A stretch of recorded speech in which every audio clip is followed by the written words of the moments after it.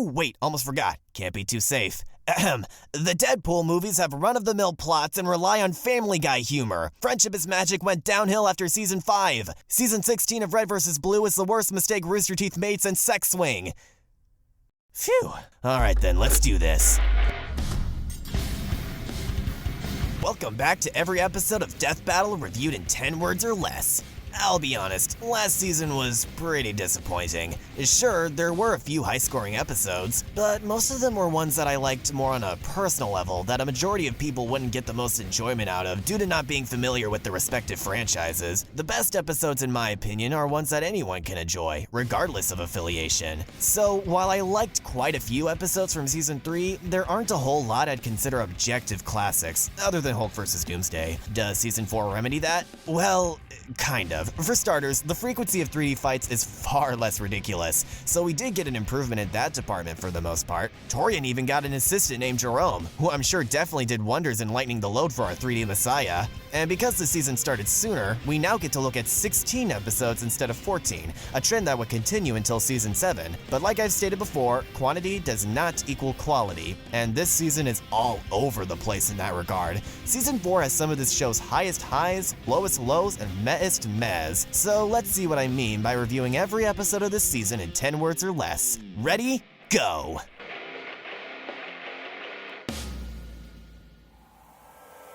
Dumb ways to die. So many dumb ways to die. What glorious 8-bit madness. You think the darkness is your ally? Where are you? Voltron wins. But hey, that's just a theory. Would you shut the fuck up? Take a shot every time they say fire. Take a shot every time they say cold. Feminists or Dragon Ball fans, which are scarier? What am I reviewing for? Renamon gets boned by Lucario. Isn't there anything on that isn't about boxers? Chalk yet another X-Men off the board of deaths. This is pretty basic food chain shit, guys. Wonder Woman was Noob Master 69 all along. Why wasn't this the finale? Even in the future, nothing works. Devil May Cry fans may cry after this one. All in all, this season was certainly an improvement, but that's not saying a whole lot. Sure, there were less bad episodes, but a lot of them could basically be described as glorified white noise. Nothing offensive, but nothing memorable either. Essentially the web version of Illumination. But that's not to say this season didn't have highlights, both good and bad. Metal Sonic vs. Zero. Before I get this inevitable comment, no, I don't retroactively hate this episode because Zero won and he had recently beaten me in a Battle Royale video. That episode is simply too metal for me to diss. I don't even think this episode is bad per se, but it's got a few glaring issues I can't ignore, specifically the visuals and sound design. The visuals go for a combination of sprites and polygons, but it's really jarring every time it transitions and doesn't age very well. Style changes can work, such as in reanimated projects. With those kinds of videos, the change in art style is so drastic because a bunch of different people get to work on it and provide their own voice, which keeps you invested to see what's coming next. Here, the change isn't different enough to warrant a feeling of awe. It just feels disorganized, and that sound design is just pure ass. Hey, wait a minute. Sound design is a very underrated part of fight scenes, and really good sound design can enhance the experience dramatically. It's what makes hits feel powerful and weighty. Whether or not the enhancement is positive or negative is up to the skill of the creators. If they were going for the feel of an old Newgrounds video, then I'd say this episode was a success.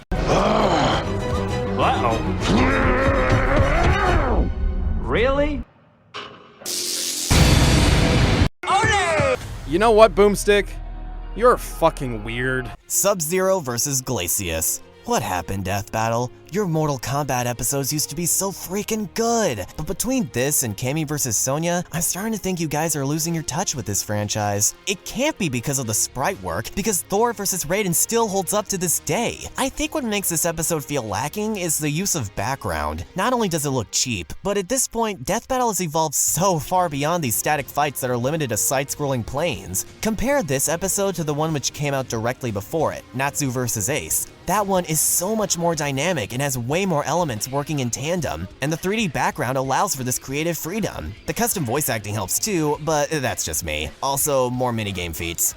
I guess this is my life now. If I told you my plan, would you get it? Venom versus Bane. Did anyone think Bane had a fighting chance in this one? Like, a single person. This episode is one of the few I can call offensively bad. The camera and lighting is some of the worst this show has ever done, making it really hard to comprehend what's going on. And somehow they managed to confuse Venom's personality with Carnage. But whatever you do, stay away from the version on Rooster Teeth's website. It is one of the most painful, slow, awkward, and downright empty sprite battles I've ever seen, and I can't believe anyone on the crew thought this was acceptable enough to publish online! You're just like all the others.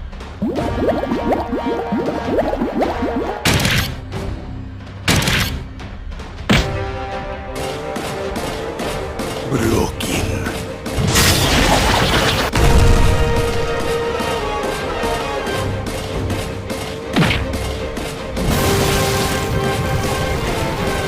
Holy shit! I need to listen to some more funny Bane impressions to lighten my mood. I didn't see the light until I was already a man. And by then, it was nothing to be but blinded. You think just because she's an animal, I'm not legally allowed to have sex with her? Lucario versus Renamon. I don't think I need to go too in-depth on why this one sucks. Simply put, it's really, really boring. It's one of the shortest modern death battles, and that checks out because there's almost zero things going for it. I know you've got to have some filler, not everything can be killer, but why did it have to be this out of all matchups? At least Beast versus Goliath wasn't a popular request. It's Pokemon versus Digimon for Arceus' sake. Show a little dignity. Also, treating the analysis like a nature documentary had potential, but that style just doesn't gel well with Death Battle, and it feels too boring to get me invested in these fighters. Gee, I wonder if they're gonna make a furry joke when talking about Renamon. Oh, the comedic potential.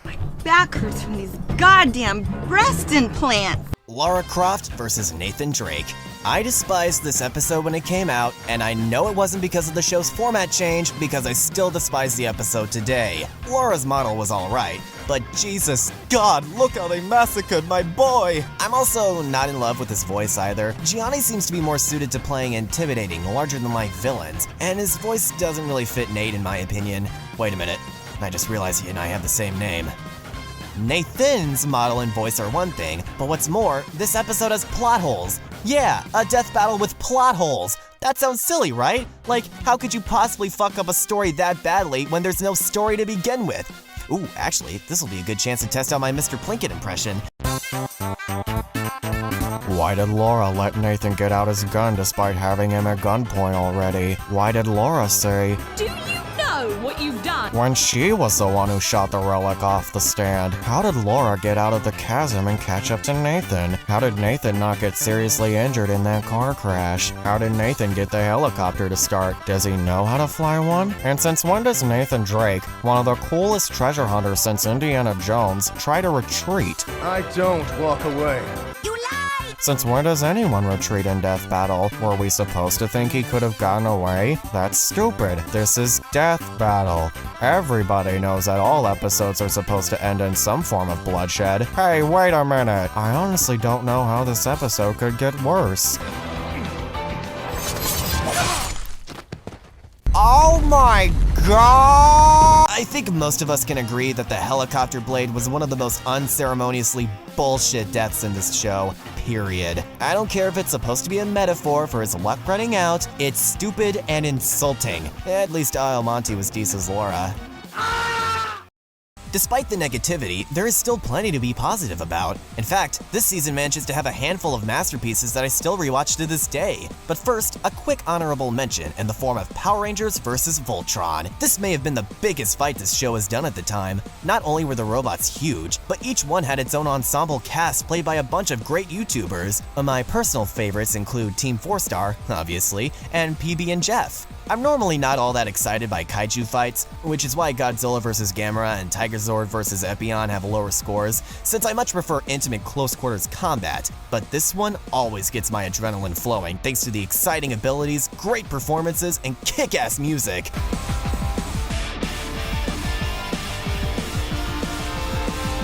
The only reasons it didn't quite make the top 5 is because the human models are pretty uncanny, and the amount of lines a certain voice actor gets is really imbalanced.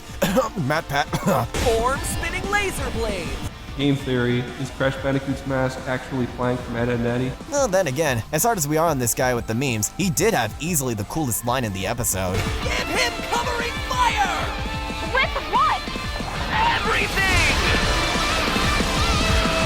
That part unironically gives me chills to this day. Huh, never thought I'd say that about MatPat. Feels weird. Quick, redirect the energy! It's too much! Well, we're fucked.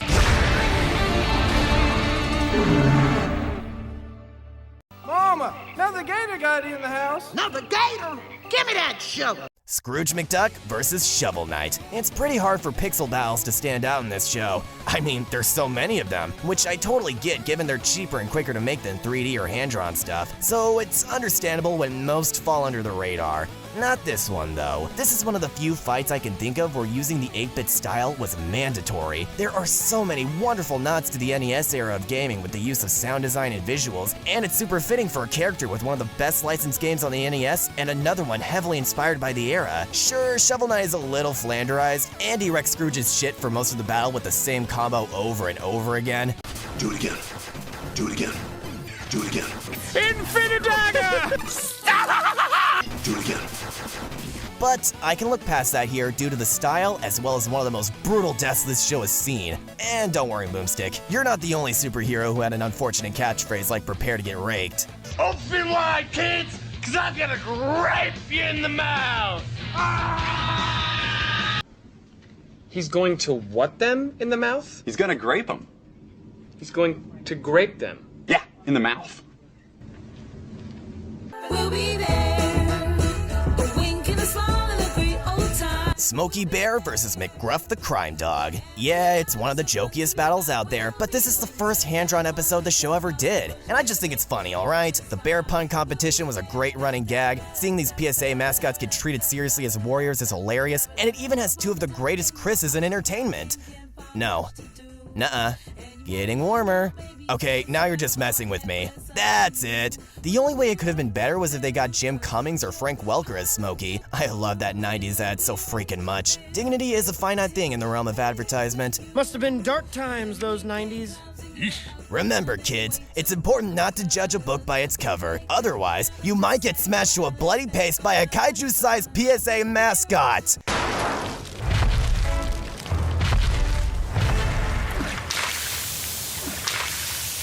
I am a Japanese man. Shredder versus Silver Samurai. I don't even care about the lack of voice acting. This is how you faithfully show off a TMNT character. Any bad faith I had in Luis after Cammy versus Sonya, completely gone 100% after watching this fight. Even though this episode isn't number 1, I think this might be the most beautiful looking one out of season 4.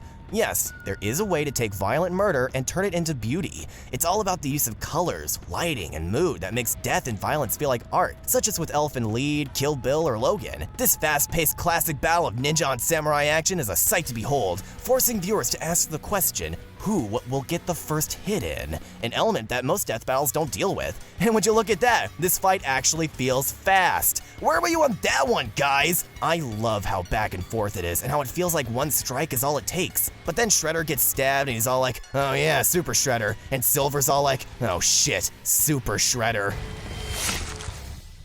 Most metal death ever. Props to Shredder for showing his opponent the respect of a warrior even to the very end. What a nice guy. What's an anime? We have much to discuss. Naruto versus Ichigo.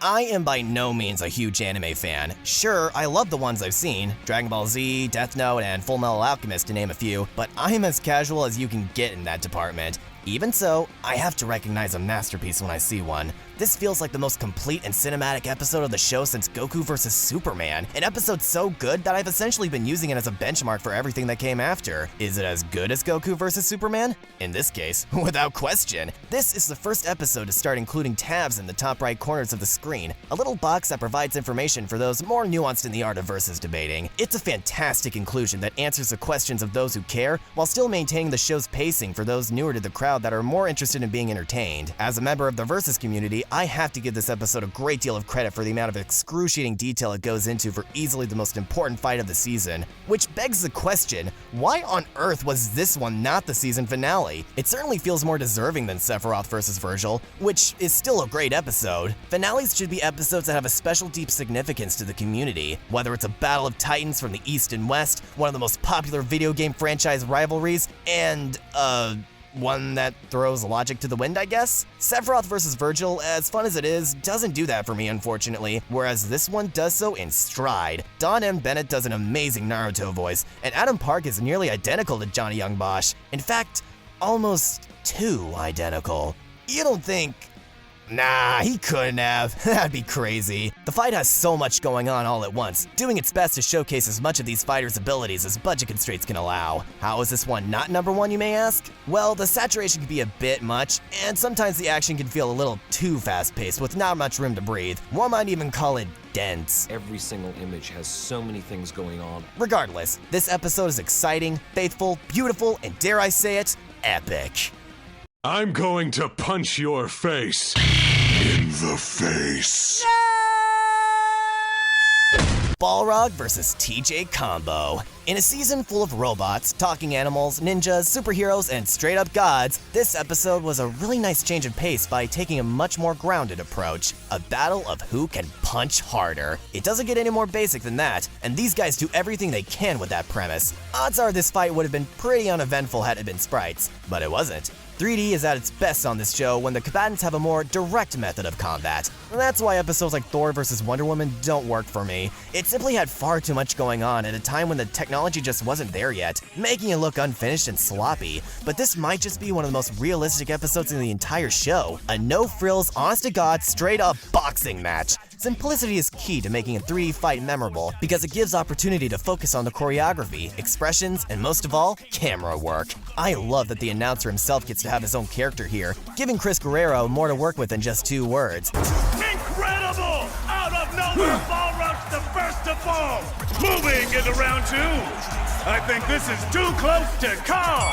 Whoa! That's not appropriate. They won't stop. How long can this go? And he works as a fantastic hype man to this sick as hell boxing match that starts off normal until before long we're getting super moves, environmental destruction, and combo breakers that feel like one of their video games. And as the facade of realism drops, the fantastic action rises against it. Bless you, Taurian, for this fantastic gift of violence. Punch him! Punch him! Punch him! The analysis does a great job teaching you about the fundamentals of boxing, and the fight feels like it could be its own movie. Just picture it. 2 boxers with shady histories going head-to-head for the fight of a lifetime. One is trying to go straight after years of fame and power made him lose sight of what matters, while the other straight up enjoys being a cheating scoundrel. 2 completely different ideals go head-to-head, with the winner proving the other wrong. How freaking epic would that be? Although, we'd probably have to cut out that whole decapitation part. You know what? Screw it. Let's keep it in. It's far too cool to exclude. DJ Combo takes the title in absolutely brutal fashion. Excuse me. I've got to hurl.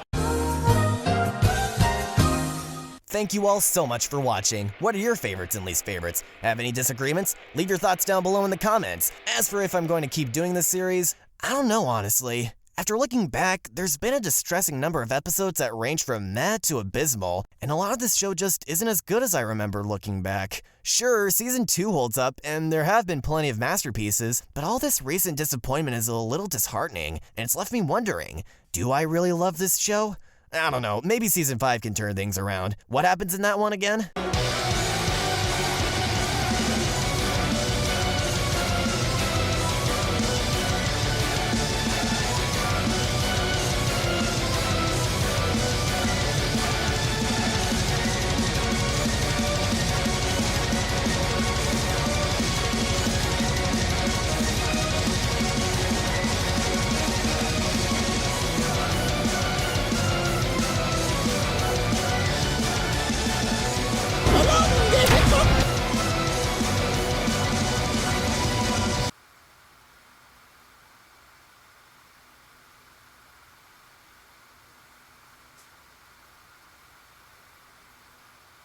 Huh.